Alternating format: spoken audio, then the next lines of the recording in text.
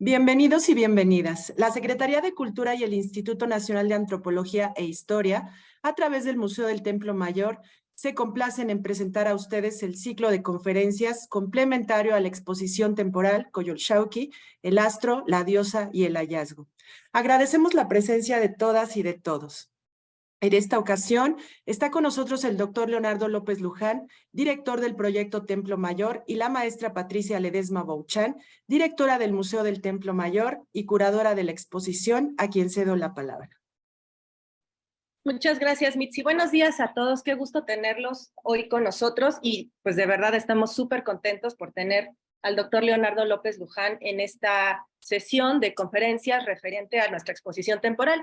Este tema que el doctor nos va a platicar hoy es muy importante porque tiene que ver con varios puntos de la exposición. Ustedes recordarán que ahora en este 45 aniversario del proyecto decidimos hablar un poquito más sobre el mito de Coyolxauhqui para que se entendiera de una mejor forma la complejidad que rodea a esta escultura preciosa y también al Templo Mayor en general.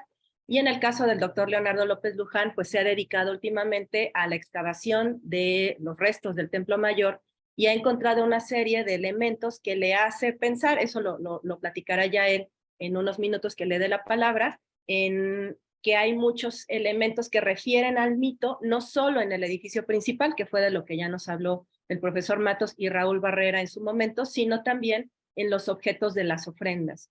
El doctor Leonardo López Luján es un arqueólogo muy reconocido, ha sido profesor de 1000 generaciones y quizá una de las características principales que lo definen es la disciplina académica que tiene. Y eso le ha permitido llegar a conclusiones muy interesantes porque permite no solo es un experto en la excavación, sino también está muy al día en el tipo de análisis que se pueden utilizar para los materiales arqueológicos y por supuesto en el dominio de las fuentes. Entonces, estos tres como brazos que puede tener un arqueólogo, el doctor Leonardo los ha manejado muy bien y eso le ha permitido llegar a conclusiones muy interesantes y también no deja de lado esta escuela que el doctor Eduardo Matos nos ha dejado a todos, que tiene que ver con la colaboración con la restauración. Y en este caso el proyecto Templo Mayor, que él ahora dirige, ha estado muy involucrada con el área de restauración, que nos permite mostrar piezas que normalmente no sobreviven el paso del tiempo, o bien no podemos mostrar las características tan complejas que puede tener, como por ejemplo la pigmentación. Y eso solamente si hay un trabajo de restauración a tiempo se pueden mostrar. Entonces, muchos de los objetos que el doctor nos prestó para la exposición, pues están en un excelente estado de conservación, gracias precisamente a que él ha estado muy interesado en que restauración esté involucrado en el proyecto arqueológico desde un inicio. Leonardo López Luján, como ya lo mencioné, es arqueólogo por la Escuela Nacional de Antropología e Historia y doctor en la misma disciplina por la Universidad de París, Nanterre, en Francia. Ha participado en diversos proyectos arqueológicos, antropológicos e históricos en distintas partes de la ciudad y a lo largo del país, y a lo largo de su carrera ha sido investigador huésped del Museo del Hombre en París y de las universidades de Princeton y Harvard, además de profesor invitado en la Sorbona y la Escuela Práctica de Altos Estudios de París, la Sapienza de Roma y la Universidad Francisco Marroquín de Guatemala. Es director del proyecto Templo Mayor desde 1991 y forma parte del Instituto Nacional de Antropología e Historia.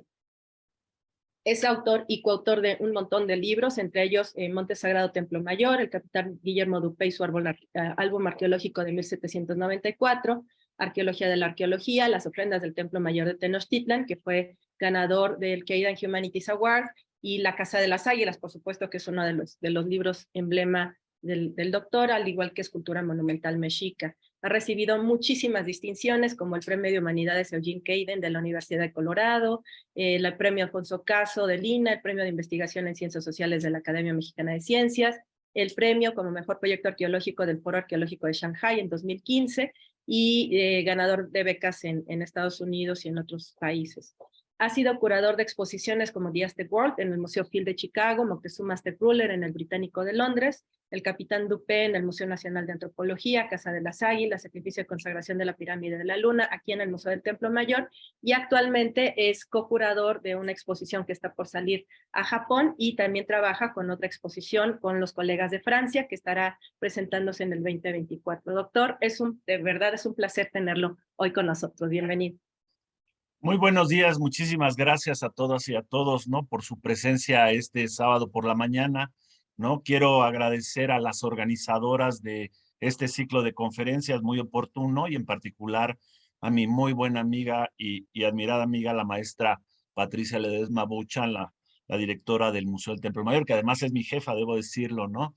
Estoy muy contento por estar, aunque sea de manera virtual aquí en lo que es mi casa desde el año de 1980 y poder compartir con ustedes algunas reflexiones en torno al mito de nacimiento del dios patrono de los mexicas, es decir, de Huitzilopochtli, ¿no? Entonces, sin más preámbulos, quisiera compartir mi pantalla, ¿no? No sé si ya estén viendo la proyección, a ver si ya en tamaño grande. Y pues voy a dar, para no perder ningún detalle, voy a dar lectura a mi presentación, ¿no? Con esto comienzo. En, en esta conferencia exploraremos un caso paradigmático de la tradición religiosa mesoamericana en el que se imbrican de manera indisoluble un mito, un escenario arquitectónico y un rito. Para ello me valdré de un rico y diverso cúmulo de información que se remonta a los siglos XV y XVI de nuestra era y que comprende desde las pictografías indígenas, pasando por los documentos históricos redactados en caracteres latinos hasta los contextos arqueológicos que nosotros mismos hemos excavado en el centro histórico de la Ciudad de México. Me he fijado como objetivo profundizar en la centenaria propuesta de que la narración del portentoso alumbramiento del dios Huitzilopochtli tuvo su más claro correlato mundano en el Templo Mayor de Tenochtitlan, quedando así vinculada la esfera ideal con la esfera material de la realidad, o en otros términos, el imaginario colectivo con la creación cultural tangible. Como es bien sabido, el célebre mito mexica era evocado por doquier en esa mole de tierra, piedra, madera y estuco que alcanzó los 45 metros de altura, es decir, lo que mide el Ángel de la Independencia, tanto a través de su proyecto constructivo como de su programa iconográfico. En efecto, la arquitectura, la pintura mural y la escultura policromada le conferían a la principal edificación religiosa del imperio las cualidades idóneas para ser utilizada como teatro de rememoración ritual. Veamos a continuación este asunto por partes y para ello comencemos por la esfera ideal de la realidad. Hasta nuestros días han sobrevivido varias versiones narrativas del mito del nacimiento de Huitzilopochtli, siendo la más completa y conocida aquella consignada en lengua náhuatl en el Códice Florentino de Fray Bernardino de Sahagún y sus colaboradores indígenas. Leo a continuación una nueva traducción al español publicada por Alfredo López Austin. Los mexicas veneraban mucho a Huitzilopochtli, nos dicen los colaboradores de Sahagún. Estos sabían de su origen, de su principio, que en Coatepec, el lugar del Cerro de las Serpientes, a un día de distancia rumbo a Tolan, vivía una mujer de nombre Coatlicue, madre de los ensohuiznaguas y de la hermana mayor de estos, llamada Coyolxauhqui. Y esta Coatlicue, ella hacía penitencia, barría, se ocupaba del barrido. Con esto hacía penitencia en Coatepec. Y una vez cuando barría, bajó sobre Coatlicue un plumón, como una bola de plumón. Coatlicue enseguida lo tomó y lo puso sobre su vientre. Ya que barrió, quiso tomar el plumón que había puesto sobre su vientre, ya no lo vio. Con esto se embarazó Coatlicue. Y cuando los Ensohuiznagua vieron que su madre estaba embarazada, muchos se enojaron, dijeron, ¿quién le hizo esto? ¿Quién la empreñó? Nos deshonra, nos avergüenza.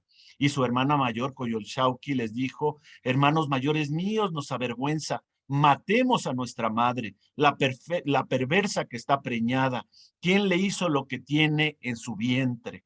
Y cuando Coatlicue lo supo, se asustó mucho, se preocupó mucho. Y su hijo que estaba en el vientre la consolaba, le hablaba, le decía, no te amedrentes, yo ya lo sé. Cuando oyó Coatlicue las palabras de su hijo, se tranquilizó mucho, puso en calma su corazón a propósito de lo que se había asustado. Y así los ensohuiznaguas se pusieron de acuerdo, resolvieron esto, que matarían a su madre debido a que los había avergonzado. Se obstinaban mucho, se enojaban. Coyolxauhqui como si se externara su corazón, mucho incitaba, enardecía a sus hermanos mayores para que mataran a su madre. Y los Ensohuiznagua enseguida se ataviaban y se vistieron como guerreros. Y ellos, los Ensohuiznagua, eran como guerreros valientes, ceñían los cabellos en la cabeza, ceñían la cabeza con sus cabellos. Y uno de nombre Coahuitlícuac andaba con su palabra de traidor, lo que hablaban los ensohuiznaguas, luego lo contaba, se lo advertía a Huitzilopochtli. Y Huitzilopochtli venía a decirle a Coahuitlicac, tío mío, entérate bien de lo que manifiestan para que yo lo sepa, ¿no? El gran chismoso.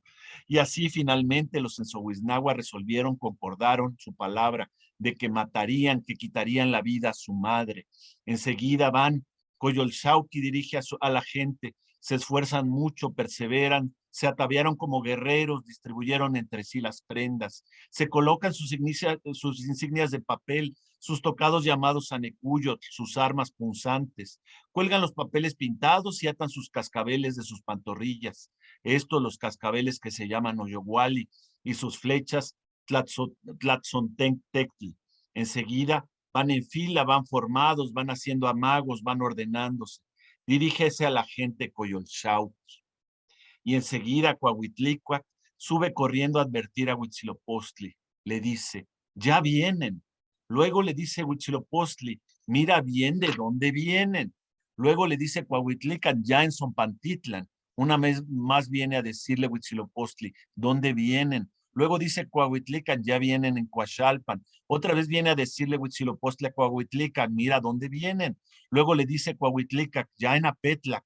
Una vez viene a decirle, ¿dónde vienen? Luego le dice Coahuitlícac, ya vienen por la ladera, por Tlatlacapan. Y Huitzilopochtli una vez más, le viene a decir a Coahuitlícac, le dice, mira bien dónde vienen. Luego le dice Coahuitlícac, finalmente arribaron a la cumbre, finalmente llegaron, Coyolxauhqui dirige a la gente. Y entonces nació Huitzilopochtli. Venía portando sus atavíos, su rodela llamada Tehuehueli, y sus flechas y sus lanzadardos azules que se llaman Chuatlatl, y sus piernas están rayadas. Se pintó el rostro con su caca de niño, se llamaba su obra de niño.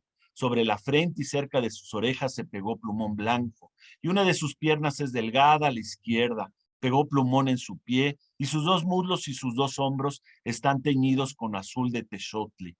Y el nombre Toshancalqui encendió el arma llamada Xucoatl, se le ordenó Huitzilopochtli. Enseguida hendió con ella Coyolxauhqui y luego rápidamente la decapitó. Su cabeza quedó allá en el extremo de Coatepetl y su tronco vino a caer al pie, cayó haciéndose pedazos. En distintas partes cayeron sus brazos, sus piernas y su tronco. Y enseguida se yergue Huitzilopochtli, viene a perseguir, a meterse entre ellos, a bajar, a arrojar a los Ensohuiznagua de la cumbre de Coatepetl. Y cuando los hizo alcanzar la base, el pie del monte, los persigue, los hizo rodear el Coatepetl. 4 veces los hizo dar vuelta, los hizo rodear, los hizo circuir. En vano andaban gritando, en vano andaban aullando, venían a golpearse las rodelas, ya nada pudieron hacer, nada pudieron alcanzar, ya no pudieron evitarlo. Huitzilopochtli se les impuso, los hizo dar la espalda, los derrotó, los destruyó, los aniquiló, y aún no los dejó, los acabó totalmente. Muchos le rogaban, le decían, ya es suficiente, pero Huitzilopochtli no se apaciguó, porque se atrevió a ir contra ellos, los persiguió, y solo unos cuantos huyeron de él, salieron de sus manos, allá se fueron, al sur, porque los que allá fueron, estos en Sohuiznagua, son los pocos que salieron de las manos de Huitzilopochtli, y ya que los mató, que se desfogó, tomó sus atavíos, sus divisas, el anecúyatl, se los puso, se los apropió, los hizo suyos como si diera divisas. Y Huitzilopochtli también se llamaba Tetzahuitl, el portento, debido a que solo un plumón bajó para empreñar a su madre Coatlicue, porque nadie apareció como su padre.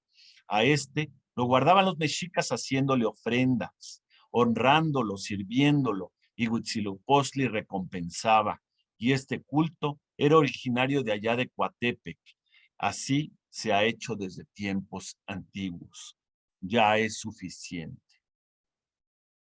Esta apasionante narración, trasvasada a la escritura alfabética en el Códice Florentino, se acompaña allí de dos ilustraciones. En la primera, la de la izquierda, observamos a Coatlicue identificada por sus faldas de ofidios y en actitud de parir a Huitzilopochtli, quien es figurado como un adulto provisto de un dardo, un propulsor y una rodela. En la segunda ilustración, la de la derecha, Huitzilopochtli blande una espada de navajas de obsidiana y una rodela contra uno de los censohuiznahuas, mientras que otro, un poco más abajo, se apresta al duelo. Entre los combatientes se levanta la imagen glífica del cerro con la serpiente que le da su apelación de Coatépetl. También advertimos que a la mitad de la ladera aquí hay una cabeza humana cercenada, mientras que al pie yace el cadáver acéfalo y descuartizado. Pudiera entenderse que tales segmentos corporales pertenecen a Coyolxauhqui.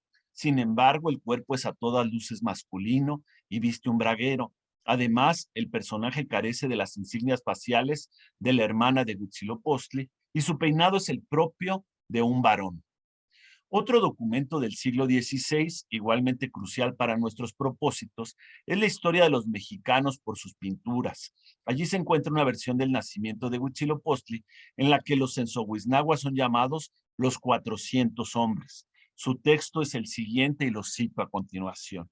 Y como llegaron los macehuales, es decir, los mexicanos, traían en mucha veneración las mantas de las 5 mujeres que hizo Tezcatlipoca y fueron muertas el día que fue hecho el sol, como está dicho.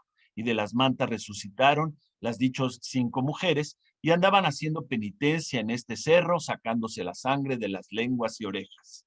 Y pasados 4 años de su penitencia, la una que se decía Coatlicue, se yendo virgen, tomó unas pocas plumas blancas, se púsolas en su pecho y empreñóse sin ayuntamiento de varón, y nació de ella Huitzilopochtli otra vez, allente de las otras veces que había nacido, porque como era Dios, hacía y podía lo que quería. Y así resucitaron los 400 hombres que Tezcatlipoca hizo y que murieron antes que el sol se hiciese. Y como vieron que estaba preñada Coatlicue, la quisieron quemar. Y Huitzilopochtli nació de ella armado y mató a todos estos 400, y esta fiesta de su nacimiento y muerte de estos 400 hombres celebraban cada año, como se dirá en el capítulo de las fiestas que tenían, ¿no? Y hasta aquí la cita de esta interesantísima versión. Además de estas y otras versiones narrativas del mito, como la de Fray Juan de Torquemada, contamos con una interesantísima evocación poética en lengua náhuatl. Se trata del célebre canto del que nace sobre el escudo, contenido en los primeros memoriales de Sahagún. Ángel María Garibay lo vertió al español en los siguientes términos y los cito. Sobre su escudo de vientre pleno fue dado a la luz el gran guerrero. Sobre su escudo de vientre pleno fue dado a luz el gran guerrero. En la montaña de las serpientes capitán, junto a la montaña se pone la rodela como máscara. Nadie a la verdad se muestra tan viril como él. La tierra va estremeciendo, se traviesa. ¿Quién se pone rodela como máscara? A estas narraciones y evocaciones de las hazañas del gran guerrero Huitzilopochtli debemos añadir un pasaje supuestamente histórico de la crónica Mexicayotl. Allí se consigna un episodio de la emigración de los mexicas que sucedió en un paraje significativamente llamado Coatepec, y en el que los protagonistas reciben los mismos nombres de los personajes míticos. Huitzilopochtli, el caudillo principal del éxodo, tiene un conflicto con un sector del grupo, el de los Censohuiznahua, comandado por Coyolxauhcíhuatl. El motivo de la desaveniencia es la negativa de los Censohuiznahua a abandonar el paradisiaco asentamiento del Cerro de las Serpientes, pese a la orden de partida que había dado su caudillo. Este se armó para la guerra, se enfrentó a ellos, los venció en el juego de pelota divino, el Teotlashco, y finalmente devoró con saña sus corazones. Y cito aquí la traducción que hizo al español Adrián León. Y luego dijeron sus tíos, el Censohuiznahuatl, Huitzilopochtli, pues ya aquí estará tu tarea que viniste, mirarás, afrontarás a la gente de las 4 partes, impulsarás el poblado que lo agarrarás con tu pecho, tu cabeza y es tu corazón, tu sangre, tu pintura, con que verás lo que nos prometiste, el diverso chalchihuite, la piedra preciada, el oro, las plumas de quetzal, la diversa pluma preciada, el cacao de color, el algodón de color y la diversa flor y el diverso fruto, la diversa riqueza, pues en verdad arraigaste, encabezaste tu población aquí en Coatepec, pues ya aquí estás reuniendo a tus padres, a tus vasallos, los aztecas, los mexicanos, le suplican ellos el Censohuiznáhuatl. Y luego se enojó Huitzilopochtli, luego les dijo a sus tíos, ¿qué decís? ¿Acaso vosotros sabéis? ¿Acaso es vuestra tarea? ¿Acaso vosotros me sobrepasáis? Yo pues sé lo que haré. Y luego ya se apercibe Huitzilopochtli allá en su casa, se apercibió entonces, se armó para la guerra, nomás con miel con que se pintó mucho, con que cercó a cada quien por delante y tomó su chimale con lo que afrontó a sus tíos, con lo que escaramuzaron allá la madre de Huitzilopochtli de nombre Coyolxauhcíhuatl, cuando se aprestó para la guerra, luego viene a destruirlos, viene a matarlos a sus tíos, al Censohuiznáhuatl. Allá en Teotlashco se come a sus tíos y a ella y a su madre, que había tomado por madre la de nombre Coyolxauhcíhuatl, luego primeramente que ella empezó, cuando la mató allá en Teotlashco, allá le come a ella el corazón. Y Coyolxau, pues era la hermana mayor del Censohuiznáhuatl, y cuando los comió eran medianoche, y cuando amaneció en el alba, luego los vieron los padres de ellos, los vasallos de ellos, los mexicanos, nomás todos abiertos del pecho. Coyolxau y los Censohuiznahua allá en Teotlashco. Ya no hay cosa de su corazón. Todo, todo lo comió Huitzilopochtli. En fin, ¿cómo debemos interpretar este pasaje de la crónica Mexicayot?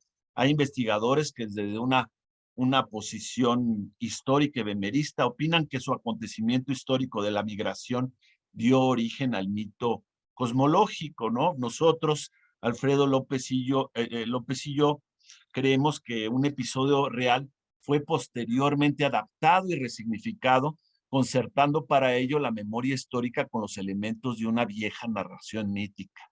A nuestro juicio, habría sido esta la forma de sacralizar los hechos vividos, haciéndolos confluir con hazañas cósmicas reconocidas desde antaño por la colectividad.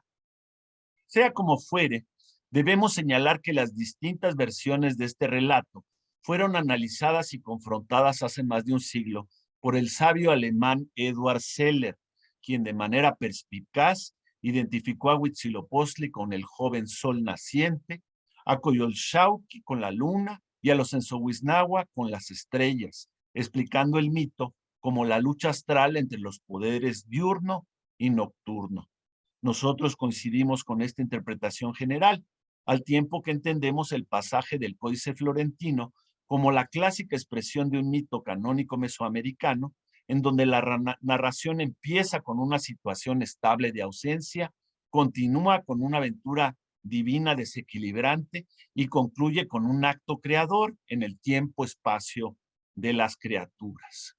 En este caso específico, el sentido nodal del mito se centra en la existencia primigenia de un dominio nocturno, en el sucesivo desenvolvimiento gradual de una fuerza diurna y en la superación final de la noche por un impulso que produce el dinamismo permanente del ciclo cotidiano oscuridad-luz en forma de una contienda divina.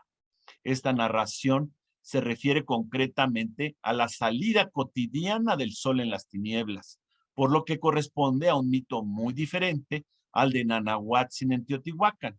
Este último expone el inicio del mundo con la aparición prístina del astro y la sujeción de todas las criaturas a su dominio. Pasemos al segundo punto, el mito y el escenario arquitectónico. Inspirado por las ideas de Seller, el arqueólogo mexicano Eduardo Matos Moctezuma ha afirmado que el Templo Mayor de Tenochtitlan cristalizaba en la materia el mito de Huitzilopochtli. La prueba más contundente de su propuesta la constituye el espectacular monolito de la selénica Coyolxauhqui de la etapa 4B, encontrado el 21 de febrero de 1978, en el cual la diosa se esculpió decapitada y desmembrada. Con toda razón, Matos observa que este monolito fue colocado exactamente al pie de la escalinata que conducía a la cima de la pirámide, donde se hallaba triunfante y en posición cenital la imagen del dios solar Huitzilopochtli.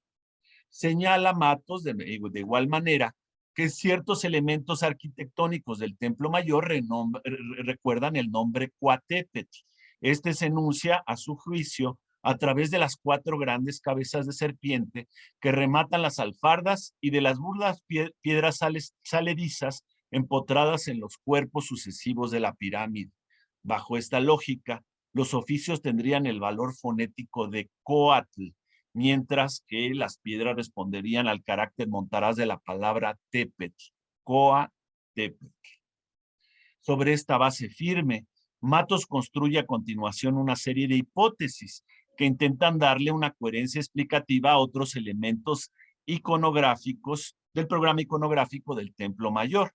Sugiere, por ejemplo, que las grandes esculturas antropomorfas que él descubrió sobre la escalinata meridional de la etapa 3 eran las efigies de los Ensohuiznahua, a las que se refiere Fernando Alvarado Tesosomoc cuando afirma que los hermanos guerreros de Huitzilopochtli estaban figurados con rodelas alrededor de la pirámide. De manera concomitante, Matos asume que el rostro humano esculpido en el último escalón de la etapa 2 representa al delator Coahuitlicuac y que posiblemente la célebre escultura de la Coatlicue hubiera estado en la cima del Templo Mayor, tal y como lo han expuesto otros autores. A los monumentos enlistados por Matos pudiéramos agregar, por un lado, las pinturas murales por él descubiertas en 1979 en el interior de la capilla de Huitzilopochtli correspondiente a la etapa 2, y por otro, las 3 esculturas que exhumamos por completo en 1987 en la etapa 4A1. El conjunto pictórico en cuestión, que es el que vemos aquí abajo a la derecha, aunque muy destruido, representa un abigarrado cúmulo de armas y lujosos arreos militares, entre ellos rodelas, dardos, banderas y divisas, todos vinculados al dios solar y de la guerra. En cambio, el conjunto escultórico se compone de una rudimentaria efigie de Coyolxauhqui, de una estera de serpientes y de una losa con un escudo, una bandera y 4 dardos en relieve. La diosa sin cabeza y desmembrada es figurada aquí como víctima arquetípica que yace en la base del cerro pirámide. Las armas, por su parte, conmemoran el enfrentamiento entre el sol y la luna, al tiempo que santifican la guerra como vía de aprovisionamiento del alimento divino. Finalmente, la estera alude al augurio según el cual quienes se sentaban sobre este entramado de serpientes encontrarían ya la muerte, como lo sucedió a Coyolxauhqui, ya el poder, como le aconteció a Huitzilopochtli, ¿no? Y aquí muestro rápidamente otras imágenes de esta Coyolxauhqui de la etapa 4A1, perdón, así como otros representaciones de la diosa que han llegado hasta nuestros días. Por ejemplo, lo exhibe la maestra Ledesma Bouchan en la sala 8 de su museo, ¿no? Que está en el almacén de los bienes culturales, todos ellos estudiados a detalle por Eduardo Matos, y la famosísima cabeza de Diorita de Coyolxauhqui, que forma parte de las riquísimas colecciones del Museo Nacional de Antropología y que apareció pues hace ya muchísimos años, a principios del siglo XIX, ¿no? Aquí vemos muchas imágenes de esta impresionante cabeza de la diosa muerta, ¿no? Y de la parte inferior, que ahora no me detengo a explicar, pero que nos remite siempre a la guerra sagrada. Finalmente, esta imagen, ¿no? Que estaba aquí en México por allá de 1915, hay registros a partir de este bellísimo dibujo de Saturnino Herrán y que hoy día forma parte de las colecciones de la Universidad de Harvard. Y concluyo con esta idea de Matos, de Grel Pouligny y de Elizabeth Boone, de que posiblemente ellos llegaron de manera independiente a la misma conclusión, de que en el plano de Hernán Cortés, de la segunda relación de la edición de Nuremberg de 1524, lo que aparece al centro, y que tiene la leyenda Idul Lapideum, pudiera ser una representación de Coyolxauhqui. En fin, pasemos a nuestra tercera sección, el mito y la teatralización ritual. Vamos a entrar ahora al rito, dejamos el escenario.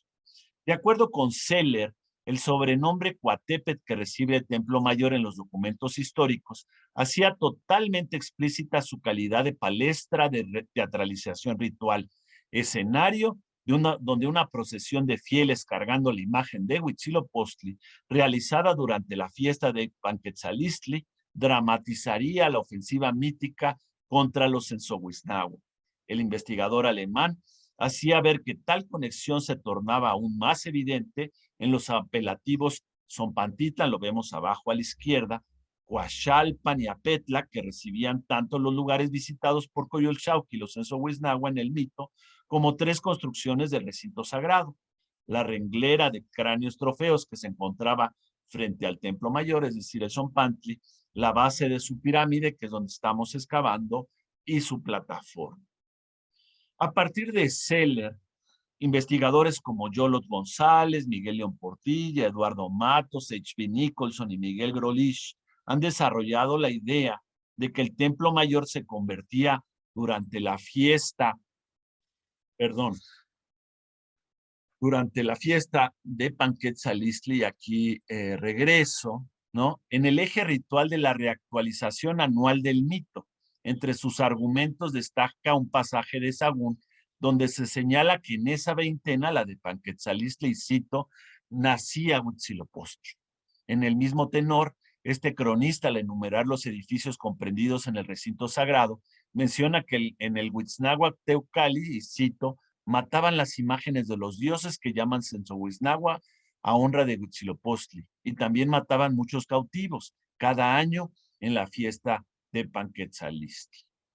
En fin, de manera concomitante, ciertos nombres, aquí estoy yendo por error hacia atrás, ciertos nombres y atavíos de los actores rituales, así como de los cantos, cuadros, bebidas y objetos de culto, develan su trasfondo mítico en la descripción de esta fiesta, evocando pasajes del drama cósmico por medio de su dramatización terrenal.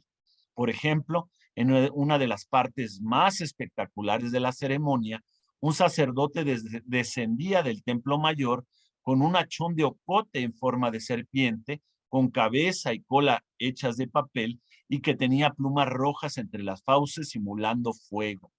La serpiente fantástica bajaba culebreando y revolviendo la lengua hasta la base de la pirámide, donde era encendida para quemar los papeles sacrificados llamados tetehuit, representaciones materializadas y metafóricas de los Sensohuiznahua. Esta figuración recibía el significativo nombre de Xucoatl, indicando ser el arma con que Huitzilopochtli había matado a sus hermanos. Pasemos a la cuarta parte, el mito y la materialización ritual. Nuestras recientes excavaciones arqueológicas al pie del Templo Mayor han dado como resultado el descubrimiento de una manera diferente de evocar el mito de nacimiento de Huitzilopochtli, la cual es complementaria a sus narraciones orales y escritas, a su alusión en cantares, a su dramatización ritual y a su cristalización iconográfica en la arquitectura, la pintura mural y la escultura de la pirámide. Aunque distinta, esta particular manera de expresión, hasta ahora desconocida para nosotros, forma parte del mismo complejo semántico, del mismo complejo significativo. Obedece una suerte de código general o metalenguaje que explica de muy variadas formas el mismo fenómeno trascendental, la salida cotidiana del sol por el oriente. Nos referimos al sacrificio y a la ofrenda, es decir, a la donación de seres humanos, animales, plantas y objetos culturales a las divinidades. En términos muy generales, digamos que la oblación consiste en la entrega de esos dones a los dioses con el fin de establecer una comunicación con ellos, de rendirles homenaje, de propiciarlos y a la postre de obtener una retribución. Dicha acción ritual se materializan en los depósitos sacrificiales y oblatorios que fueron enterrados por los fieles de manera definitiva en las entrañas del Templo Mayor y que los arqueólogos recuperamos y analizamos 5 siglos más tarde. Los hallazgos en cuestión fueron realizados en la intersección de las calles de Guatemala y Argentina, en el centro histórico de la Ciudad de México. El área explorada se encuentra exactamente sobre el eje central de la capilla de Huitzilopochtli, es decir, en la mitad sur del Templo Mayor. Por desgracia, esta sección de la pirámide fue severamente dañada por la instalación sucesiva de un colector de aguas negras en el año de 1900, ahí lo vemos abajo a la derecha, de una tubería de hierro colado en la década de los años 50, de un transformador eléctrico de la Compañía de Luz y Fuerza en los 70, de un pozo de visita de Teléfonos de México en los 90 y de una tubería de polietileno de alta densidad en el año de 2011. Aún así, durante los trabajos pudimos documentar una compleja superposición de rasgos arquitectónicos modernos, decimonónicos, coloniales y prehispánicos, amén de 2 excepcionales depósitos rituales mexicas alusivos a Huitzilopochtli que describiremos a continuación. Y hablemos en primer lugar del personificador de Huitzilopochtli. El primer depósito fue descubierto en junio de 2005, mientras excavábamos un pozo en las plataformas de las etapas 4A y 4B, las cuales se remontan a los reinados de Moctezuma I y Axayácatl, es decir, al periodo comprendido entre 1440 y 81. A escasos 50 centímetros de profundidad y de manera totalmente inesperada, encontramos el esqueleto completo de un individuo de muy corta edad que al parecer había sido sacrificado. Grande fue nuestro desconcierto, pues las únicas víctimas infantiles descubiertas por nuestro proyecto habían aparecido en 1980 en el extremo opuesto del edificio, o sea, en la mitad asociada a Tlaloc. Nos referimos a la famosa ofrenda 48, la cual contenía los restos de 42 niños de entre 2 y 7 años de edad, además de 11 jarras con el rostro del dios de la lluvia. La presencia de esta ofrenda en la esquina noroeste del Templo Mayor coincide plenamente con las fuentes documentales del siglo XVI, las cuales nos señalan que la gran mayoría de los sacrificios de niños perseguían las dádivas de las divinidades acuáticas y de la fertilidad. Es bien sabido que, valiéndose de este recurso, los mexicas y sus vecinos pedían lluvias y cosechas abundantes. Durante tales ceremonias, sujetas al calendario, realizadas durante sequías extremas, los niños eran simbólicamente asimilados a los asistentes enanos del dios de la lluvia, en tanto que las profusas lágrimas que derramaban al ser inmolados servían como un augurio esperanzador de copiosas precipitaciones. A partir de lo anterior, pudimos reconocer el carácter excepcional del depósito que, 25 años más tarde, estábamos a punto de exhumar en la mitad sur de la pirámide y al cual denominamos ofrenda 111. El cadáver de este niño fue colocado sobre la escalinata de la plataforma en posición sedente, sobre una superficie irregular de arena y con la espalda recargada en el peralte de un escalón. Los oficiantes lo orientaron cuidadosamente hacia el poniente, si bien la cabeza y el torso quedaron levemente girados hacia el norte. El esqueleto se encontró acompañado de restos de un ave rapaz, copal y semillas de tomate, además de unos cuantos artefactos, todos ellos muy modestos. De manera particularmente interesante, los hombros del niño tenían sobrepuestos 2 carpo-metacarpos y la primera y segunda falanges de las alas de un gavilán. El registro de lateralidad ósea del ave nos indicó que ambas alas estaban originalmente extendidas, con las plumas ventrales hacia arriba, mostrando sus características barras horizontales de color ocre. Asociados a los huesos había también 3 objetos elaborados con madera de pino. 2 de ellos se hallaron respectivamente sobre el antebrazo izquierdo y junto al pie derecho. Son arcos de un círculo grande, quizás la representación en miniatura de una rodela o chimali. El tercer objeto es el mejor conservado, un anillo que había sido colocado sobre el pecho pero que se colapsó hacia el norte como consecuencia de la descomposición del cadáver.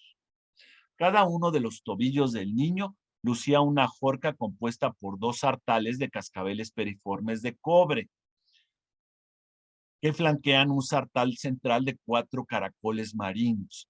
Estos poseen una perforación en la región ventral, son blancos y pertenecen a la especie Polynices lacteus, que es originaria del Océano Atlántico.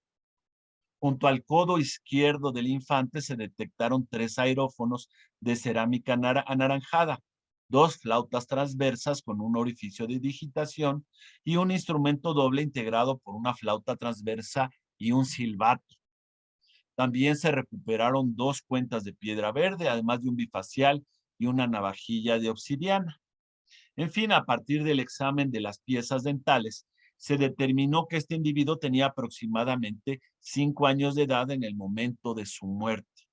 Por desgracia, fue imposible definir su sexo, pues no se logró extraer suficiente DNA para el análisis de PCR. Lo que sí se pudo saber es que este niño vivió en condiciones óptimas de salud y alimentación, a diferencia de los malnutridos infantes de la ofrenda 48 que fueron sacrificados a Tlaloc. Gracias al análisis tafonómico, pudieron encontrarse numerosas huellas de corte en las costillas de ambos lados de la caja torácica. Las huellas se concentran en el tercio esternal interno de la tercera, cuarta y quintas costillas.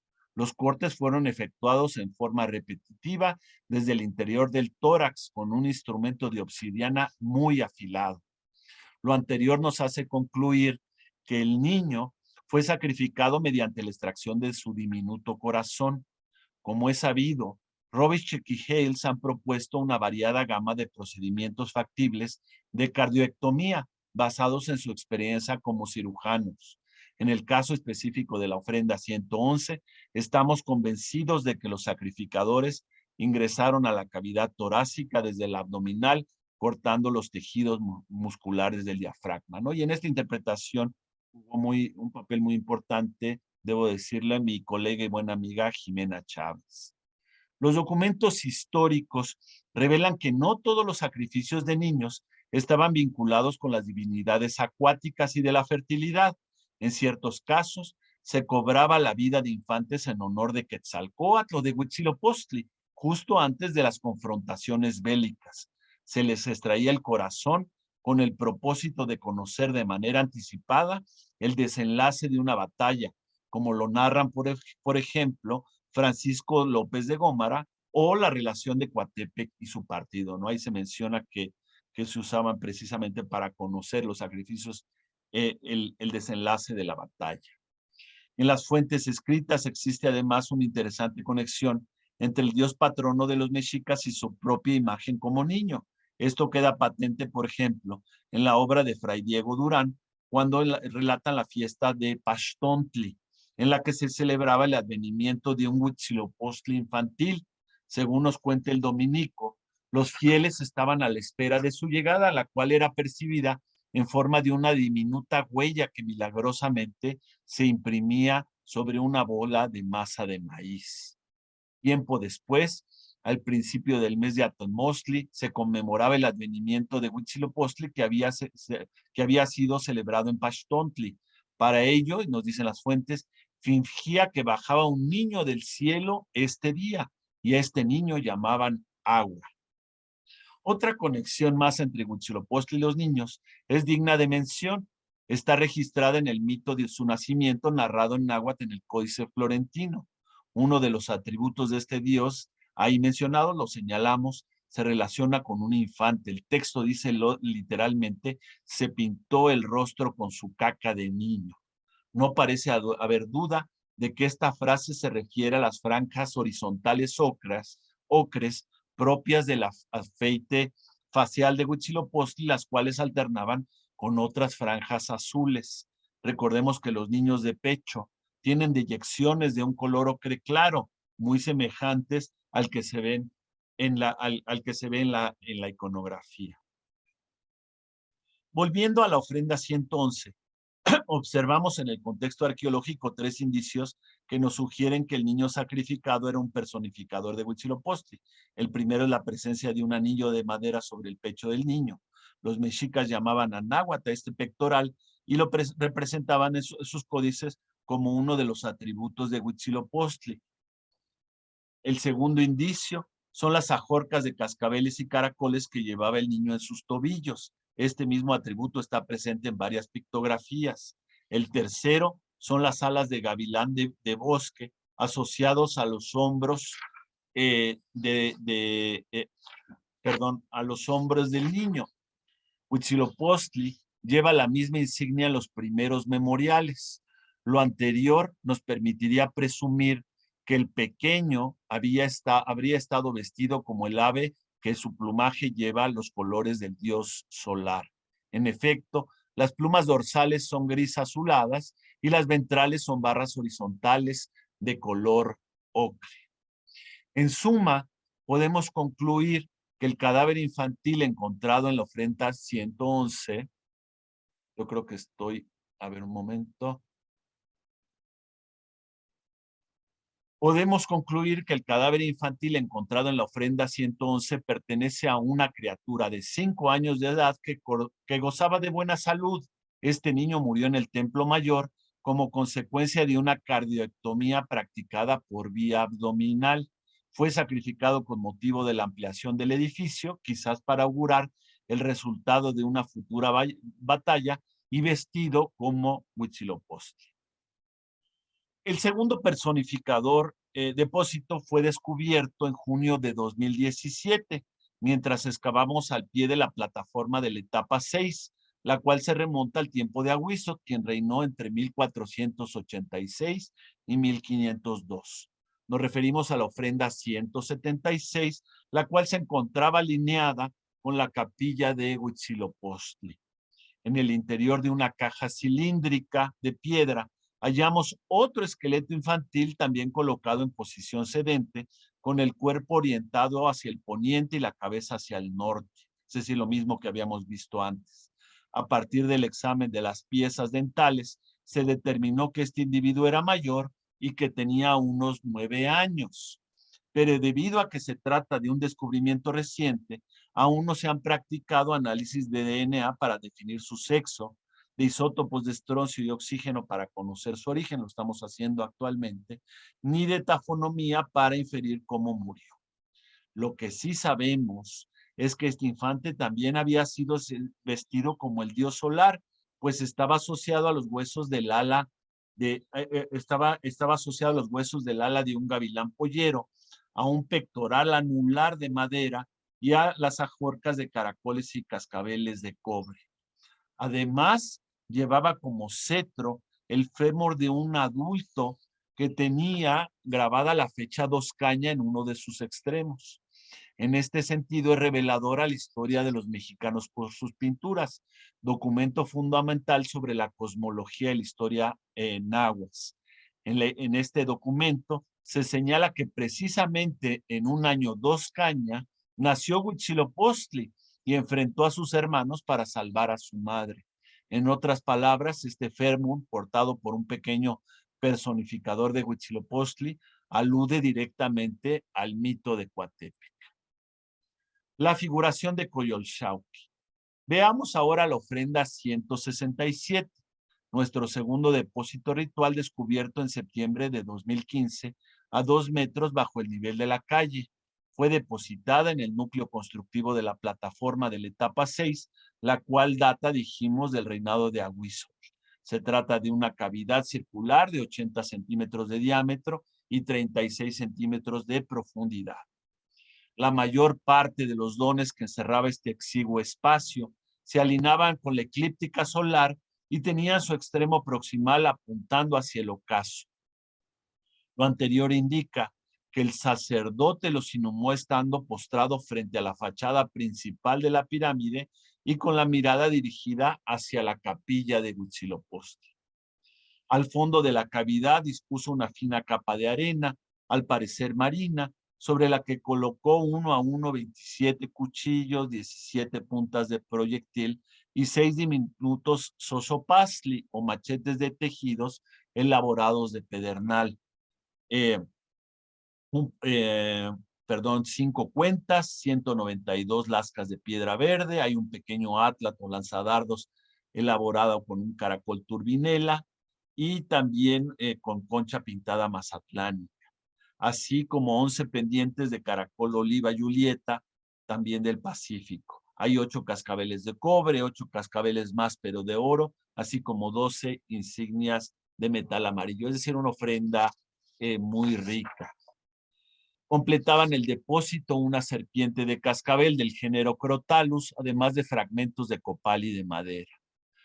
Tras concluir la oblación, el oficiante o sus asistentes vertieron una argamasa compuesta de cal, arena y gravilla de tezontle directamente sobre los dones, quedando ellos irremisiblemente aprisionados al solidificarse la mezcla, ¿no? Fue realmente complicadísimo excavar esto porque había esa mezcla, ¿no? de cal y arena. Aunque aún no logramos descifrar la lógica de la distribución espacial de este conjunto de dones, es claro que la mayor parte estaban repartidos de manera regular en la cavidad y rodeados por cascabeles de cobre y pendientes de caracol. Nos sorprende el claro predominio de artefactos vinculados simbólicamente con el sacrificio y la guerra.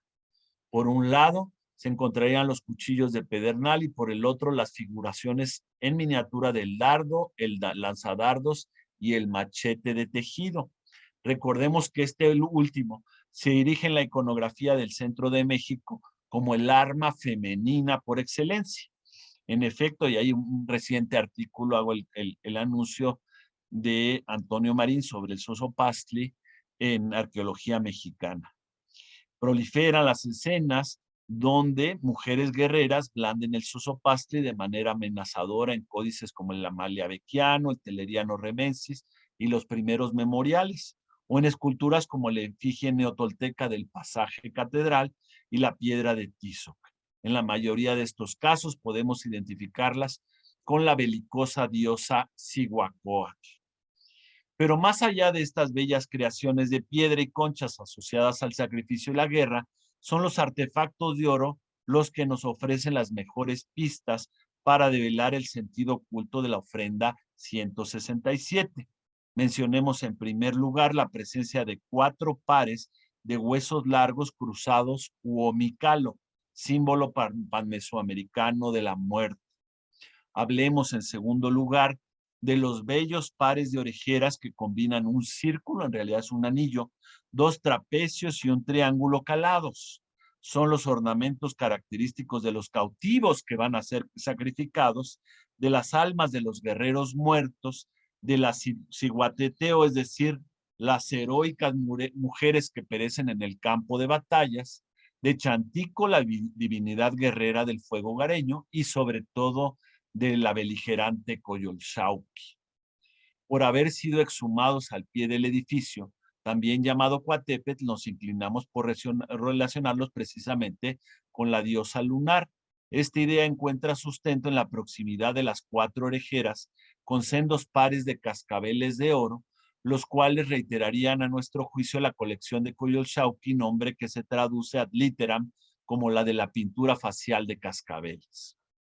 En tercer y último lugar, subrayemos aquí la existencia de 4 representaciones de corazones humanos. Dudamos aún, no lo sabemos, si estas piezas excepcionales aluden a los corazones de Coyolxauhqui y de sus hermanos estelares, los cuales, según la versión mítica que leímos de la crónica Mexicayot, fueron devorados por Huitzilopochtli. Este acto ha sido interpretado por Miguel León Portilla como la apropiación de la energía vital de los seres nocturnos adversarios del sol. De manera significativa, uno de los corazones de oro que recuperamos había sido claramente deformados por las manos del sacerdote que lo enterró. Nos preguntamos si con ello quiso significar que Coyolxauhqui era perversa. Así lo inferimos a partir del significado metafórico de las palabras Yolochico y Yolonecuil. las que se traducen literalmente como corazón torcido y corazón doblado. En efecto, la perversidad se expresaba simbólicamente con esta condición del corazón.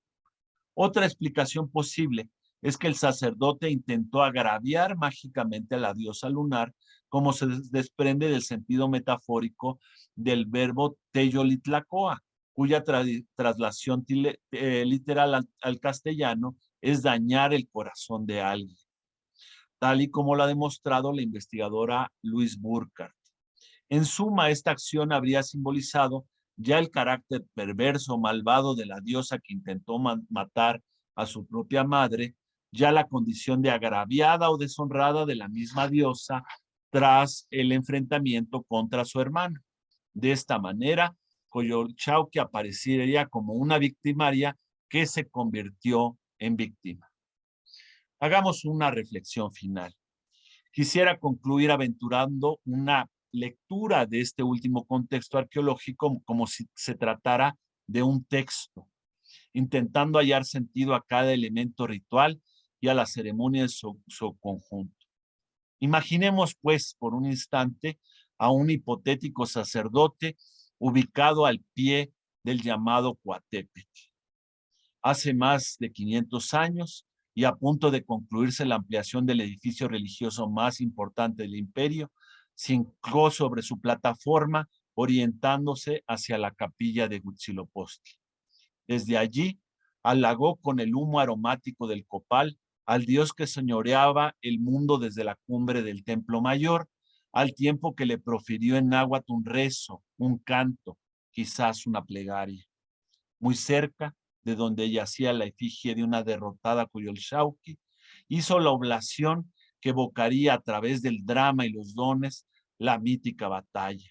Colocó en la cavidad los cascabeles y las orejeras de la luna, así como las armas mujeriles. A continuación, envolvió estas insignias con símbolos de guerra, sacrificio y muerte, y torció con saña los corazones de los luminosos seres nocturnos. Siguiendo una estricta liturgia, repitió con celo las acciones cosmogónicas del mismo Huitzilopochtli, rememorando aquel momento primigenio en que la luna y las estrellas vieron su ocaso al poniente del monte sagrado, al tiempo que el sol alcanzó su trono en lo más alto del firmamento. Muchas gracias. Muchísimas gracias, doctor, por esta ponencia. Marcaste muchos temas muy interesantes que habría que platicar. Ya tenemos varios saludos. Muchas gracias a todos los que nos están viendo. Diana Moreira te manda a saludar desde Canadá. También tenemos a Armando Becerril, querido visitante que siempre está en nuestras ponencias. Muchas gracias a Rodolfo Galván, papá de Neftalí, querido alumno de ambos. María Cristina Pérez también te manda a saludar. Tenemos gente que nos está viendo desde Morelia, desde la Ciudad de México. Muchas gracias a todos por estarnos viendo.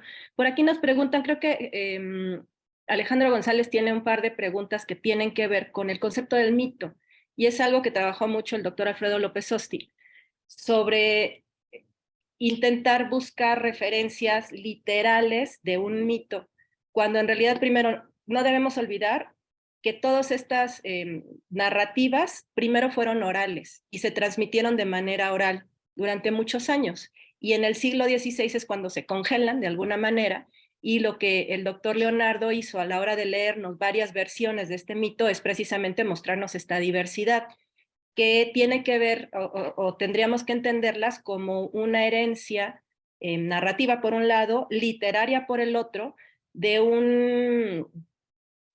una psicología social.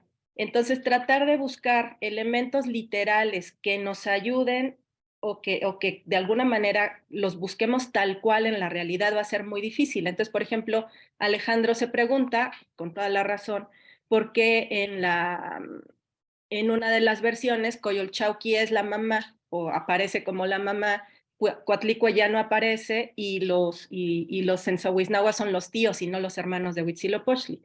Pero ahí tiene que ver con esta ductilidad de los mitos, de la que el doctor Alfredo siempre nos estaba recordando, de que no los tomemos tan literalmente, y que también entendamos que hay que ver como el contenido fundamental, es decir, habrá personajes secundarios que de pronto aparecen en una historia, pero en la otra no, pero el contenido principal o el fundamental es el que no se puede perder.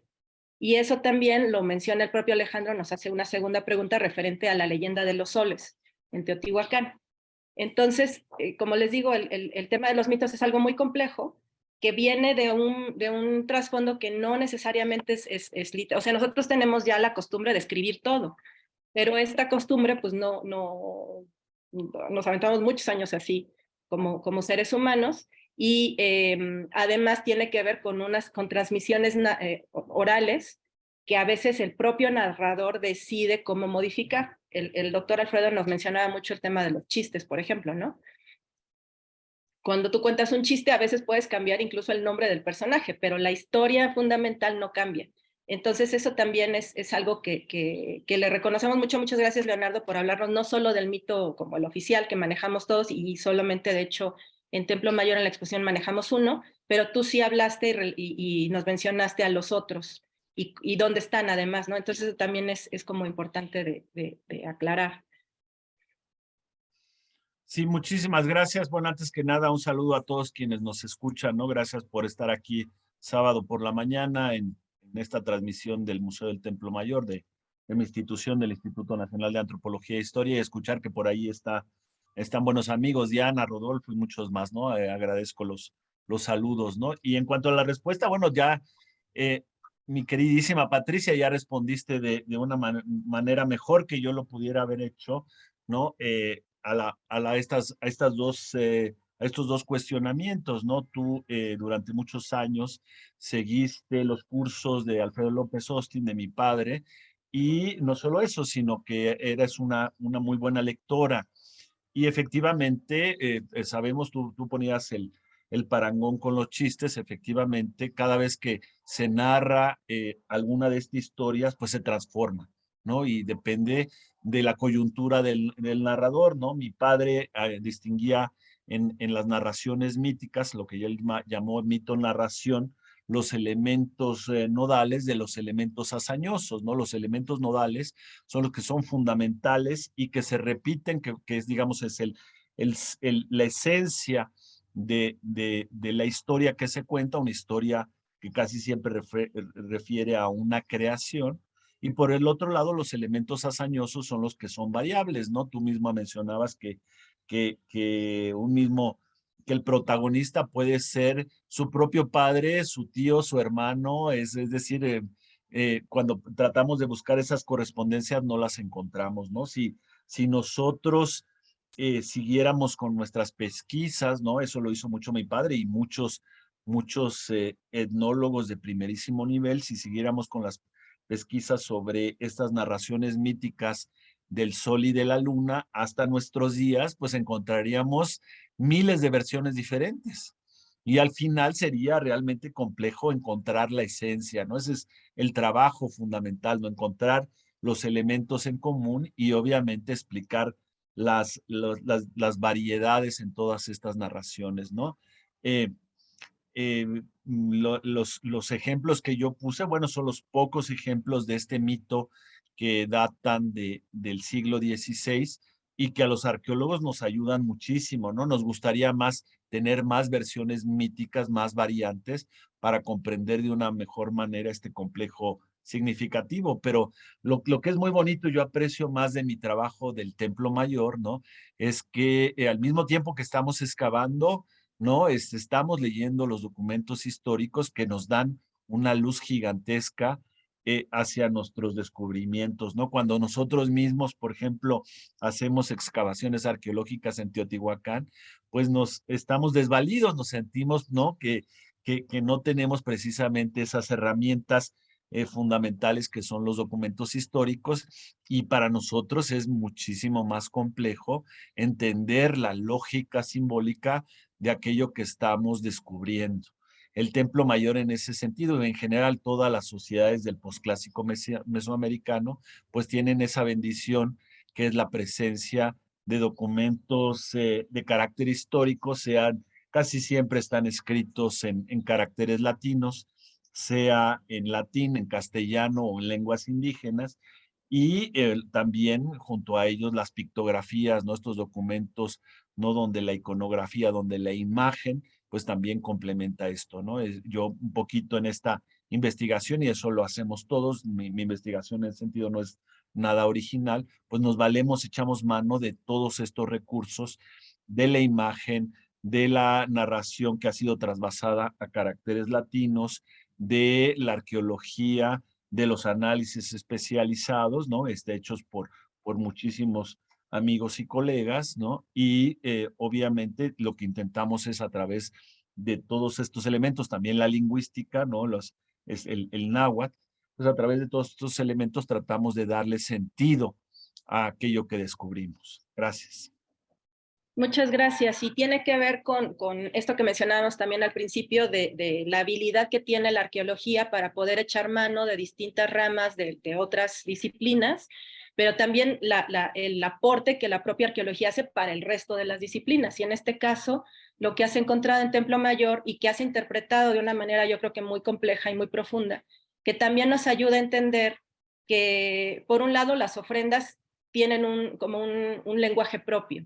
Y eso es algo que yo quisiera subrayar aquí para todos ustedes. El doctor Leonardo López Luján, su tesis de licenciatura, es una piedra fundamental para todos nosotros porque nos demostró que las ofrendas tienen como un lenguaje al interior, es decir, todos los objetos están colocados de una manera voluntaria para tener un significado único, pero a la vez en relación entre los objetos, y no solo eso, sino en relación entre las ofrendas y con el edificio completo. Y eso, por supuesto, nos cambió muchísimo la forma en la que nosotros excavamos, no solo en Templo Mayor, sino en el resto del país. Y por otro lado, este es un ejemplo precisamente de cómo el doctor ya logró interpretar un contenido mucho más profundo, porque no solo es la relación simbólica que puede haber con los objetos, sino la interpretación que los objetos nos están dando, ya a nivel incluso de idioma. Entonces, lo mismo que hizo Eduardo Matos, por ejemplo, a la hora que menciona el Templo Mayor como el Coatepec, ¿no? Entonces, que sean piedras aledizas y que estén las serpientes en lengua náhuatl sería Cuatl y Tepec, que junto dan el nombre Coatepec. Y no sé si escucharon al doctor cuando menciona el tema del corazón aplastado o el corazón apretado, que podría significar de una manera como lingüística, o sea, ellos estaban haciendo en físico lo que quizá el sacerdote estaba mencionando en su lengua. Entonces, ese tipo de interpretaciones obviamente se requiere mucha experiencia, pero también nos permite entender que la arqueología es muy importante precisamente para poder desentrañar cosas que quizá de otra manera no podríamos saber. Sí, en ese sentido quisiera complementar, ¿no? No solo se requiere mucha experiencia, ¿no? Nosotros, ¿no? Ya cuando uno tiene ciertos años, yo decía que yo ingresé al Templo Mayor hace 43 años ya, ¿no? Pues tenemos mucha experiencia excavando estos contextos, pero también se requiere del trabajo en equipo, ¿no? La arqueología es por naturaleza una labor colectiva y uno como individuo, ¿no? Aquí en este ciclo de conferencias aparece solamente mi nombre, pero yo no trabajo solo, ¿no? Sino que trabajo con todo un equipo de especialistas de las más diversas áreas, y es gracias a ellos, ¿no? Uniendo estas piezas que podemos armar en conjunto, no yo como individuo, sino como proyecto, podemos armar en conjunto nuestras interpretaciones, ¿no? Nosotros en realidad estamos muy orgullosos de nuestro equipo precisamente porque uno más uno no son dos, sino es mucho más que dos, ¿no? Entonces, gracias al trabajo de lingüistas, de historiadores, de arqueólogos, de antropólogos físicos, etcétera, etcétera, pues es como podemos reconstruir estos cuadros que pueden parecer imperfectos, pero que son buenos intentos, ¿no? Y en ese sentido, pues todos somos herederos de nuestro maestro, del fundador del proyecto, de Eduardo Matos Moctezuma, que desde que inició las labores en 1978, se preocupó precisamente por esta dimensión, ¿no? Ya no sé cómo llamarle, ¿no? Sino es multidisciplinaria, interdisciplinaria, transdisciplinaria e incluso indisciplinaria, diría yo. Sí, tienes toda la razón del mundo. Para quien esté interesado, el doctor Alfredo López Austin dejó un par de escritos muy interesantes, entonces quien le quiera entrar al tema de los mitos, que hizo con Millones sobre los mitos, o que fue de los últimos trabajos que hizo el doctor Alfredo, se lo recomiendo mucho. Por acá nos preguntan, doctor, sobre Coyolxauhqui. Ya les llama mucho la atención que hablaras de las distintas representaciones de Coyol, que por supuesto nosotros tenemos una, pero te vieron, ya lo mencionaste tú, fueron superponiéndose unas sobre las otras. No sé si nos quisieras explicar, uno, ¿por qué sobrevivió esta Coyolxauhqui? Dos, pues las otras, ¿cómo debieron de haber sido? Por ahí tú mencionaste la anterior que tengo en la zona arqueológica, y los restos de las otras que están en sala 8, perdóname, y las que están en el Museo de Antropología y en el Peabody. Sí, bueno, a mí lo que más me sorprende al respecto es que haya tan pocas, ¿no? Tan escasas representaciones de esta diosa, pensando que es protagonista en el mito del nacimiento de su hermano Huitzilopochtli o de su hijo Huitzilopochtli, dependiendo de la versión, ¿no? Me sorprende que haya tan pocas esculturas, ¿no? Que la representen, ¿no? Y por otro lado, decir, bueno, también Eduardo Matos ha trabajado mucho al respecto, hizo un espléndido artículo en Estudios de Cultura Náhuatl. Una cosa precisamente sobre las imágenes existentes es que repiten una y otra vez los patrones, ¿no? ¿Por qué se conservaron las que se conservaron, no? Diríamos, pues porque no las vieron los conquistadores, ¿no? Y no fueron víctimas de todo este furor iconoclasta que caracterizó esos años de la conquista y años después, ¿no? A partir de 1521. La Coyolxauhqui que todos conocemos y que aparece figurada en billetes, monedas, estampillas y demás, ¿no? La que ha creado toda la coyolmanía, ¿no? Esa Coyolxauhqui tan bella que está en tu museo, Patricia, ese disco, ¿no? De 8 toneladas y aproximadamente 360 metros de diámetro, pues logró sobrevivir porque se encontraba en la etapa 4B, ¿no? Y luego encima de la 4B, pues viene la 5, viene la 6, y sobre esa viene la etapa 7, que es la que conocieron los españoles. Es decir, en el momento de la llegada de Cortés y de sus hombres en noviembre de 1519, esa Coyolxauhqui estaba varios metros bajo tierra y ellos no pudieron admirarla y menos aún destruirla. Y lo mismo pasa con la Coyolxauhqui, ¿no? Que es mucho más modesta, que se encuentra inmediatamente abajo, que encontraron Ángel García Cook y Raúl Arana en 1978 y que Francisco Hinojosa y yo pudimos excavar ya completamente en 1987. Esa Coyolxauhqui de la etapa 4A1 pues data de poco tiempo atrás, del momento de Moctezuma I y de Axayaca, te estoy hablando entre 1469 y 1481.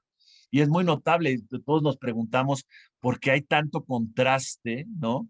¿Por qué hay tanto contraste entre la Coyolxauhqui, ¿no? Que está en el museo, que es soberbia, y esta mucho más modesta, que se encuentra inmediatamente abajo y que fue tallada unos años antes, no mucho antes.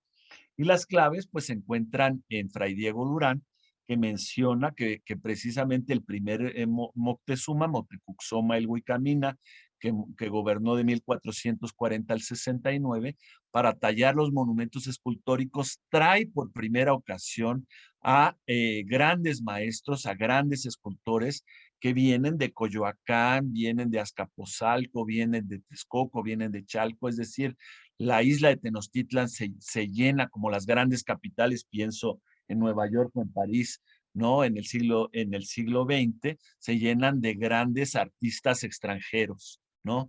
Y el cacao, el dinero, pues atrae a los artistas, ¿no? Y entonces esa es la explicación de que por qué de la noche a la mañana, ¿no? Se hicieran en Tenochtitlan unas esculturas espectaculares cuando el arte que las precede, pues es mucho más modesto, ¿no? Después las otros fragmentos que están en la sala 8 de tu museo y en el almacén de bienes culturales, pues esos ya al parecer son mucho mayores en dimensiones, son esculturas mucho más ambiciosas, y que por desgracia pues ya corresponden al momento del contacto y por eso lo que tenemos son simples fragmentos. Y en el caso de las cabezas, bueno, esas seguramente estaban enterradas, lograron salvarse, ¿no? Las cabezas decapitadas, la más bonita de ellas, que era una pieza muy apreciada en el siglo XIX y que apareció cerca de Santa Teresa la Antigua, ¿no? Y que lo menciona Carlos María Bustamante, ¿no? Esa pieza pues es excelsa y logró salvarse y hoy día la tenemos en el Museo Nacional de Antropología. Al parecer, un grupo de ingleses ofrecieron, ¿no? Una cantidad de dinero para, para comprarla y llevársela a Londres y por suerte la Madre Superiora no aceptó ese dinero y decidió donarla al recién creado Museo Nacional, que como ustedes saben estaba atrás de lo que ahora es la Suprema Corte de Justicia. Por desgracia fue ese edificio, la primera universidad, el primer museo, 1825, fue demolido y hoy día pues ya no queda nada de él, ¿no? Hoy día hay un restaurante de lujo que se llama como Burger King o algo así, no sé cómo se llama, pero en fin. Y la otra también por desgracia dejó nuestro país, no sé si por 1930 o 40, si mal no recuerdo la fecha de acceso a las colecciones del Museo Peabody de Harvard es 1941, 42 por ahí, y entonces dejó nuestro país obviamente de manera ilícita y ya no forma parte de nuestras colecciones. En fin, habría que esperar que en el futuro pues encontremos otras representaciones más, ¿no? Muchas gracias. Acabas de tocar también un tema muy interesante que quisiera subrayar y tiene que ver con la cantidad de piezas relacionadas con estos dos dioses, porque no solo de Coyolxauhqui tenemos muy poquitos, tenemos todavía menos de Huitzilopochtli, pensando en la materialidad, es decir, sí están referidos en las fuentes, sí aparecen en los códices, pero ya a la hora de tenerlos como en la materialidad, pues hay muy pocos, a diferencia, por ejemplo, de Tlaloc, de Huehueteotl, de un montón de Xipe, por ejemplo, ¿no? Hay muchísimas representaciones. Esto, por un lado, tiene que ver con que ambos dioses son creación mexica y se importan al panteón mesoamericano muy tardíamente. Pero también tiene que ver con la propia historia de lo que le pasó a Tenochtitlan.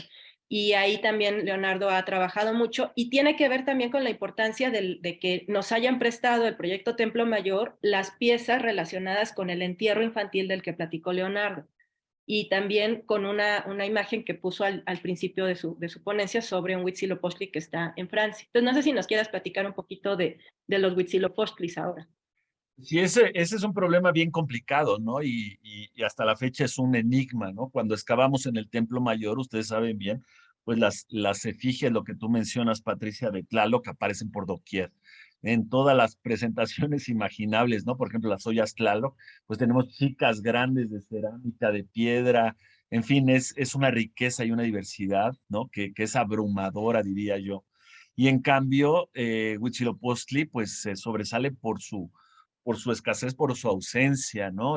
Muchas veces lo que tenemos, y eso lo acabo de publicar con Alejandra Aguirre y Antonio Marín en Arqueología Mexicana, lo que tenemos son alusiones indirectas, no imágenes del dios, que son muy escasas, sino alusiones, ¿no? Todos ustedes saben que mientras en la mitad norte del edificio hay braseros de gran formato que tienen el rostro de Tlaloc, en la mitad sur del edificio no tenemos el correspondiente braseros con el rostro de Huitzilopochtli, sino lo que hay en realidad son moños, que es un elemento iconográfico propio de Huitzilopochtli y de otros dioses, y estos moños pues aluden al dios de manera indirecta, ¿no?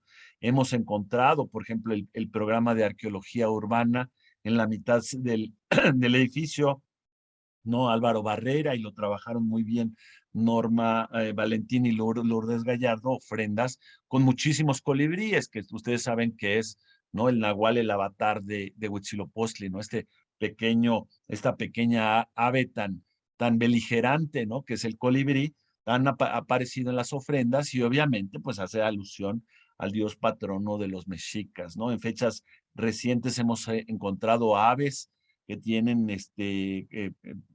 representado en oro picos de colibríes, es decir, y estos niños que mostré, que son dos los que hemos encontrado hasta la actualidad, que están vestidas como el dios. Ahora, la gran pregunta, ¿a qué se debe ese contraste? Porque hay tantas imágenes explícitas de Tlaloc y porque hay imágenes escasas, implícitas de Huitzilopochtli, ¿no? Y ahí es donde surge una gran discusión, ¿no? Yo discuto con mi maestro Eduardo Matos, él y yo no estamos de acuerdo, ¿no? Nos peleamos sobre por qué sucede así.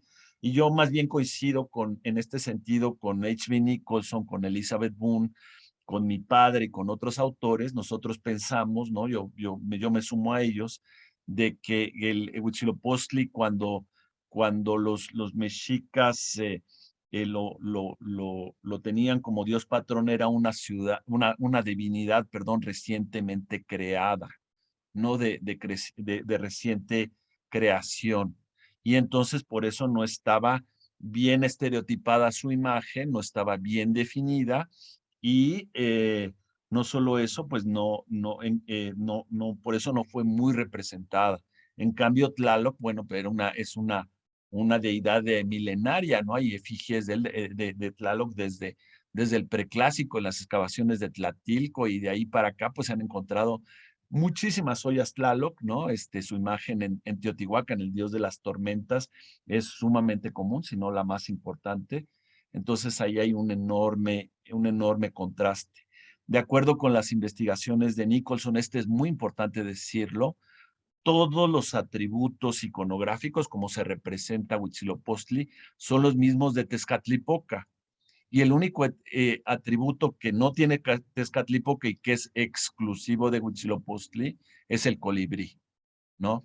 Entonces, no parece haber duda, esto también lo sostenía Michel Grolich, de que Huitzilopochtli surge, ¿no? Esa divinidad de Tezcatlipoca, ¿no? Entonces, hay mucha discusión, pero lo que es cierto es que a nivel arqueológico hay un enorme contraste entre el número y la diversidad de las imágenes. Y para concluir, la única imagen que se conoce de bulto, ¿no? Es esta pequeña efigie que tú mencionaste, que enseñé al principio de esta exposición, que hoy día se encuentra en el Museo del Quai Branly, allá en París, junto a la torre, ¿no? Que alguna vez formó parte de las colecciones del Museo del Hombre, y que la primera vez que se conoció, ahí yo estuve trabajando con Marie-France Fauvet en los libros de registro en el Museo Guimet, ¿no? Que es un museo de arte asiático que está en París. Ahí ingresó por primera vez a un museo a finales del siglo XIX y fue registrado como jade chinois, es decir, como un jade chino, ¿no? No se sabía qué era, y afortunadamente Lehmann fue el primero en darse cuenta que no era, que sí era un jade, pero que no era chino, y fue así como por el paso del tiempo fue a parar al Museo de Quai Branly y ahora se identifica, ¿no? Es una pieza única en su tipo, y que ahora precisamente la vamos a exhibir en esa exposición que tú mencionaste, que se va a hacer, ¿no? Al mismo tiempo que los Juegos Olímpicos en 2024 allá en París, y va a ser una de las obras maestras que se van a enseñar. Es la única, repito, la única imagen de bulto, ¿no? De bulto redondo, exenta del dios de Huitzilopochtli. Las otras imágenes escultóricas son en bajo relieve. Pero ahora Templo Mayor tiene a dos de los dioses. Y eso también es algo interesante, porque tiene que ver con los Ixiptlas, que creo que no mencionamos acá, y es parte de esta cosmovisión. Por ahí lo platicábamos con el doctor Guillermo Olivier cuando hicimos Presagios, sobre el concepto de divinidad y el concepto de Dios. Entonces, obviamente en Tetzahuitl trabajamos sobre la disyuntiva que había o la polémica que hay sobre si los mexicas consideraban que los españoles eran dioses o los europeos eran dioses, y por eso los trataban así. Y ahí Guillermo Olivier alguna vez me dijo, es que ¿por qué piensan que el concepto de Dios mesoamericano es el mismo concepto de Dios que tenemos ahora en el siglo XX? O que tenían los propios europeos de lo que era Dios para ellos en ese momento. Entonces, mientras que para muchos de los católicos, de los cristianos, Dios es un ente que está lejos de nosotros, que no se puede modificar su carácter, ni sus disposiciones, ni su labor, el concepto de lo divino en Mesoamérica es mucho más horizontal. hay mucha más posibilidad de convivir con lo divino que en otro tipo de creencias. Y esto se ve aterrizado, se ve materializado, por ejemplo, en estos Ixiplas que encontraste tú junto con el equipo de Templo Mayor en los entierros. Entonces, no sé si nos quieres platicar un poquito de este concepto, que también se vincula, no sé si se acuerdan cuando tuvimos la conferencia con Elena Maceto, con los famosos conejos que cuando uno consume pulque, toman posesión del cuerpo de una persona. Entonces, no eres tú el que actúa embriagado, es el conejo que te... ¿Qué hace de las suyas? Exacto. Y efectivamente, una de las, mucha gente ha trabajado este concepto. Uno de los clásicos es este autor danés, Arvid Wilfeld, que habló por primera ocasión a fondo del Ixiptla. Y mi padre tuvo, obviamente, planteamientos que tuvieron mucho impacto, fueron revolucionarios al concebir las divinidades, tú bien lo dijiste, de manera diferente a como hoy día concebimos un Dios en las grandes religiones, por ejemplo, el cristianismo, o cómo se concebían los dioses, por ejemplo, en el panteón grecolatino, grecorromano, ¿no? Es muy diferente, ¿no? La idea mesoamericana es más bien la de una materia que es etérea, ¿no? Una materia ligera, decía mi padre, ¿no? Que está compuesta por fuerzas y por destinos y que tiene la capacidad de la fusión y la fisión, es decir, de muchas fuerzas, de muchas divinidades, integrar una sola gran divinidad o, justo lo opuesto, una divinidad desdoblarse en muchos seres divinos, ¿no? Es decir, es esta cualidad centrífuga y centrípeta a la vez. Y lo interesante precisamente es que esta materia divina, que es ligera, que es etérea, que se encuentra por todas partes, en los cielos, en el inframundo y en el centro del universo, esa materia viaja, ¿no? Muchas veces viaja a través de los conductos más normales, que son los árboles que están huecos, y ocupa todo lo que puede ocupar. Entonces, tú lo mencionabas, ocupa el cuerpo de los seres humanos, de los animales, de los objetos culturales, de las rocas, ¿no? De los objetos, ¿no? Y en realidad todos los seres, ¿no? Hasta las piedras están animados porque están ocupados por esa materia divina, ¿no? No, los seres humanos somos simples vasos, simples, mi padre hablaba de piel o de cubierta, ¿no? Que somos ocupados por los dioses y muchas veces pues no actuamos por nuestro libre albedrío, sino por, por, por los designios de estas divinidades, ¿no? Cuyas influencias no siempre están calendarizadas, ¿no? En fin, es una idea muy compleja, pero muy interesante y que quienes nos están escuchando pues pueden revisar en la obra de mi padre, Alfredo López Austin, y sobre todo de una serie de lo que yo recomendaría a nivel de lectura, una serie de números especiales de arqueología mexicana que hablan sobre la cosmovisión y sobre la naturaleza de los dioses, ¿no? Entender a los dioses mesoamericanos, pues hay que entenderlos ¿no? En el tiempo y en el espacio en que se creó esa visión del mundo y no hacer analogías con, como tú decías, con las grandes religiones del viejo mundo, ¿no? Es muy interesante. O con las nuestras propias, que también es algo que la arqueología nos enseña y la propia antropología, no todos pensamos igual. Y aunque haya actividades que son similares, pues los objetivos no son los mismos. Entonces eso también es importante a la hora que nos enfrentamos a restos arqueológicos tan complejos como los nuestros, ¿no? En Templo Mayor, quizá una de las características es la complejidad del contexto al que nos enfrentamos y al que también se enfrentan los visitantes cuando van al museo, porque se están enfrentando a una forma de pensar muy diferente a la que tenemos ahora. Entonces, Bien. eso también nos invita a recordar que los seres humanos no siempre pensamos igual y que lo que pensamos ahora tampoco va a ser lo mismo que piensen en 200, 300 años. Entonces, eso también nos ayuda a entender un poco más de nuestra humanidad. Sí, eso es muy cierto, ¿no? Y en el caso de las ofrendas del Templo Mayor, lo que hacían los sacerdotes al crear estos conjuntos era hacer cosmogramas. ¿Qué es un cosmograma? Una representación en miniatura del universo. Recreaban el universo y luego ponían las imágenes divinas, pero no para venerar estas efigies de piedra o de cerámica, sino para que los dioses las ocuparan, es decir, invocaban a la divinidad, y al final las ofrendas que ellos hacían, los regalos que hacían a los dioses, no eran estos objetos que nosotros exhibimos en el Templo Mayor, ¿no? Sino a estos objetos que en ese momento estaban siendo ocupados por los dioses, ¿no? Lo que Peric Pitrú ha llamado la coactividad, ¿no? Hay que llamar a los dioses, invocarlos, hacerles las plegarias y juntos el ser humano y la divinidad, ¿no? El lograr un fin común, cuál es el bien de la comunidad, una victoria militar, que termine una sequía, etcétera, etcétera, pero siempre de la mano la divinidad y el ser humano, ¿no? Entonces estas ofrendas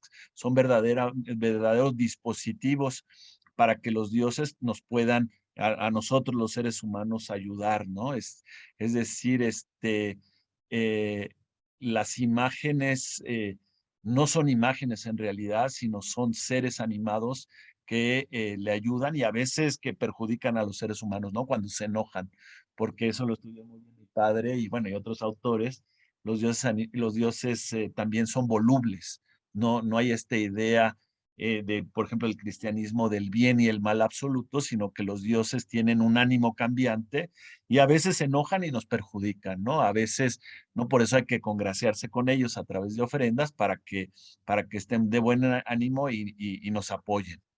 Exacto. Y regresando al entierro que nos mostraste, entonces no tenemos a un infante, tenemos al dios Huitzilopochtli, Exacto. que tomó la forma, la presencia o el cuerpo de este niño que fue sacrificado. Y eso, por supuesto, nos cambia mucho la visión o la interpretación que podríamos hacer de esta ofrenda. Bueno, de las dos.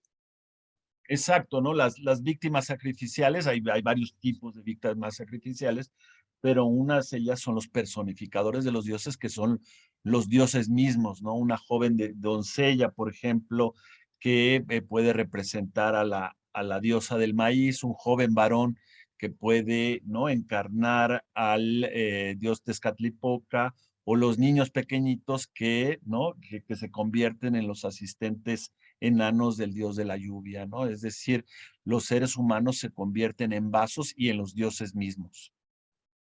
Sí, sí, toda la razón. Y bueno, pues regresando como a la reflexión profunda, pues esto tiene que ver con una muestra de la capacidad y la complejidad humana de poder crear estas grandes narrativas que nos ayudan también a cuestionarnos. Finalmente, el mito de Huitzilopochtli y de Coyolxauhqui tiene que ver con la identidad del propio pueblo mexica. Pero no solo eso, sino que la belleza propia de la narrativa es muy profunda. O sea, imagínense ahorita que lo estaba leyendo Leonardo, la mujer pariendo, los hermanos subiendo, o sea, era un ejército que iba subiendo para matarla. O sea, toda esa tensión emocional que está mencionada en 4 cuartillas es mucha y tiene que ver precisamente con la capacidad humana de crear arte y de crear esta parte literaria, no solo, o sea, no demeritando la parte del simbolismo, la complejidad, que además le estamos viendo en los contextos arqueológicos, sin contar la magnificencia, es decir, cuando vayan a Templo Mayor y vean la exposición, si pueden, cuando vean la exposición, vean el detalle tan fino que tienen las piezas, ¿no? Ya lo veíamos acá con los objetos de oro de Leonardo, son fabulosos. Entonces también nos habla de la capacidad humana de crear cosas increíbles. Exactamente, ¿no? Esa dimensión poética, estética, ¿no? Que tienen estos, lo que mi padre llamó el mito narración, ¿no? Pero atrás de eso está el famoso mito creencia, es decir, la concepción de estos actores cósmicos que están en un pleno dinamismo, ¿verdad? Casi siempre hay un primer momento, ¿no? De inmovilidad, de monotonía, y ese primer momento se rompe con la acción de los dioses, ¿no? A veces la transgresión, el pecado, ¿no? Una guerra, una batalla, por ejemplo, entre Huitzilopochtli y sus hermanos, ¿no? Y que tiene como desenlace la creación, ¿no? De la creación de un fenómeno, de un ser, etcétera, ¿no? Entonces, este mito creencia, ¿no? Desemboca llamaríamos, yo lo mencioné hace rato, un metalenguaje, es decir, que tiene varias maneras de expresarse, y yo mencionaba en la charla, ¿no? Que esas maneras de expresarse es por la narración oral, que por desgracia, pues ya no llegó en nuestros días, ¿no? No había grabaciones, no tenemos grabaciones de esa época, ¿no? Como podemos grabar hoy día la voz, pero tenemos esto que León Portilla llamó fue el trasvase de la narración oral, que es la escritura, ¿no? Tenemos estos mitos que les leí, tenemos estas evocaciones poéticas, etcétera, y también tenemos la materialización del mito, ¿no? A través de la arquitectura, la pintura mural, la escritura y el núcleo de lo que hablé hoy, de las ofrendas, ¿no? Que son precisamente la materialización de la oblación y del sacrificio. Es decir, la misma idea, ¿no? Lo que muchos le llaman el leitmotiv, se repite una y otra vez de mil maneras distintas, ¿no? Como una verdadera obsesión, ¿no? ¿Y cuál es esa idea? Pues la sucesión del día y de la noche, ¿no? La sucesión del poder del sol y y el triunfo a los poderes nocturnos, pero a la postre, cuando el sol se oculta, los poderes nocturnos, que son mayoritariamente femeninos, regresan, ¿no? A dominar, ¿no? Esta sucesión, este dinamismo que es fundamental, ¿no?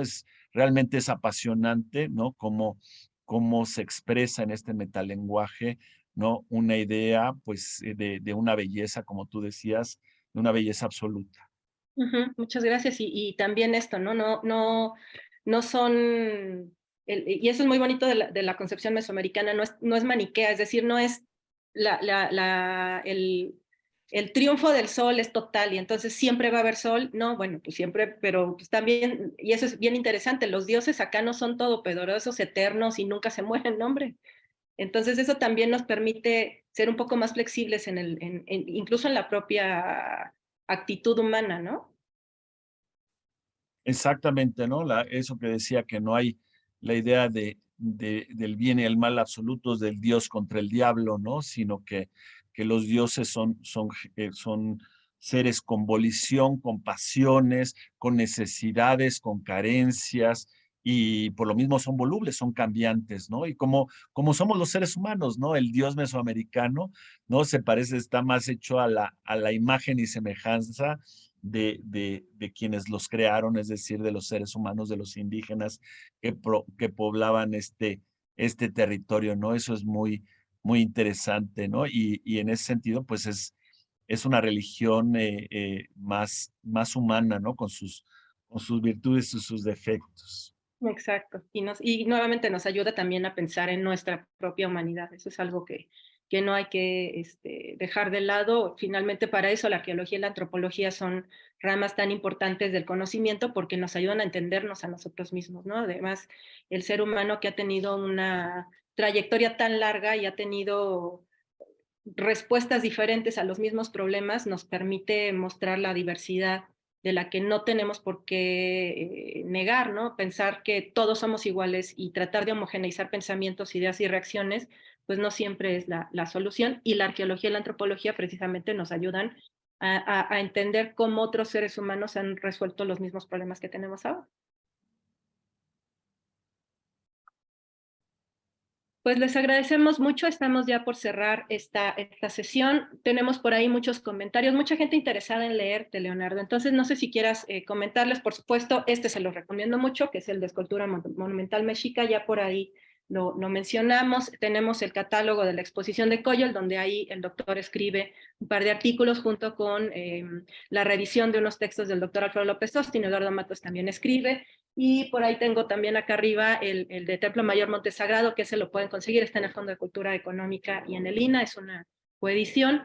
Son muy interesantes, pero también Leonardo ha trabajado mucho en una página de internet que se llama MesoWeb. Sí, al respecto, pues hago el comercial, ¿no? Con nuestro buen amigo de San Francisco, allá en los Estados Unidos, Joel Skidmore. Hemos creado todo un grupo de profesionales de Canadá, de Estados Unidos y de México, esta página MesoWeb, que él lleva de manera muy brillante, y que es una página hecha por una asociación sin fines de lucro, ¿no? No tiene publicidad y es todo gratuito, ¿no? En buena medida financiada por él y por una fundación. MesoWeb ahí hemos cargado nuestras publicaciones en formato digital, ¿no? Ustedes pueden acceder a MesoWeb, pongan MesoWeb con una W y una B al final en su buscador y verán una cantidad gigantesca de publicaciones, de fotografías, de dibujos en formato mayoritariamente PDF y de libre acceso, ¿no? Y si buscan en MesoWeb la sección Leonardo y la sección Alfredo, es decir, encontrarán mis publicaciones y las que yo he ido cargando de mi padre y de manera gratuita. Y ahí pues la idea es hacer llegar el conocimiento de manera gratuita pues al mayor número de lectores interesados, ¿no? Los invito a visitar esta página. Como esta hay muchas otras que también les recomendaría y también pues no a los amantes de los libros materiales, ¿no? De los libros impresos, pues hay una bibliografía muy amplia, la pueden revisar, ¿no? En los buscadores también. Yo quiero concluir agradeciendo a todo el equipo del Museo del Templo Mayor, ¿no? Que ha hecho una espléndida exposición, ¿no? La verdad es que quedó realmente espectacular, ¿no? Curada por Patricia Ledesma y por Eduardo Matus Moctezuma, con una museografía de Bianca Moreno, ¿no? Y obviamente todo el equipo de nuestra institución, ¿no? Patricia desde hace muchos años ha conducido sabiamente no solo el museo, sino la zona arqueológica, los proyectos de investigación, y hoy por hoy estamos muy orgullosos de ella, y yo como arqueólogo, pues imagínense ustedes el privilegio de encontrar todos estos materiales al pie de la pirámide y al poco tiempo, muy pocos meses después, poderlos exhibir y que todos los mexicanos puedan disfrutar de este patrimonio que es realmente excepcional, ¿no? México, junto con Italia, China, España, Francia, sin duda, la India, ¿no? Y Perú tiene uno de los patrimonios arqueológicos más importantes del mundo y gracias a nuestra institución pues podemos hacer esta labor en tanto servidores públicos y divulgar el conocimiento que generamos a través de nuestras investigaciones. Entonces quisiera felicitar a Patricia Ledesma, a todo su equipo, la oportunidad de hablar con ustedes, de contarles un poco de nuestro trabajo y pues darte mucho las gracias, Patricia, te felicito, estás haciendo desde hace ya muchos años una labor de excelencia que ha sido recientemente reconocida con algunos premios, ¿no? Estamos todos muy orgullosos de ti y de tu trabajo. Gracias. Gracias, Leonardo. Y tiene que, creo que algo importante que mencionas es no solo compartir las piezas, sino el conocimiento que hay detrás. Y eso es algo que sí hay que reconocer de parte no solo del proyecto Templo Mayor, por supuesto nosotros, pero el instituto en general le ha dedicado mucho esfuerzo a entender las piezas, es decir, no solo son piezas de joyería, son objetos que tienen información muy valiosa para que compartimos con la humanidad también, ¿no? No solo con nuestro país. Pues les agradecemos mucho que hayan estado hoy con nosotros. Muchas gracias, Leonardo, por tu tiempo. Sé que los sábados son complicados, además trabajas muchísimo, entonces muchas gracias por haber estado hoy con nosotros. Los invitamos el siguiente sábado, vamos a tener a Manuel Germán Lejarazu, que también participó en el catálogo, con un tema bien bonito y bien interesante, Culhuacán y Coatepec, el reencuentro de Huitzilopochtli y Coatluique a través de sus emisarios. Imagínense qué pasó después de este mito, ¿no? El 8 de abril no vamos a tener conferencia, el 15 de abril regresamos con Fernando Carrizosa, los colores de Coyolxauhqui, Norma Valentín, el 22 de abril nos va a hablar de tortugas ofrendadas en Tenochtitlan, y Adrián Velázquez Castro, el 29 de abril, con políticas imperiales en la protección de objetos suntuarios, el caso de los objetos de concha. El objetivo de este ciclo de conferencias tiene que ver con no solo hablar de este tema de Coyolxauhqui, sino que como estamos celebrando los 45 años del proyecto, también quisimos involucrar a los demás investigadores que han estado haciendo aportaciones muy interesantes. Entonces, por favor, no se la pierdan. Nos vemos el siguiente sábado a las 10 de la mañana aquí a través de las redes del Templo Mayor. Muchas gracias. Buenas tardes, gracias Mitzi, gracias Miriam, gracias Leonardo, que estén muy bien. Nos vemos el siguiente sábado.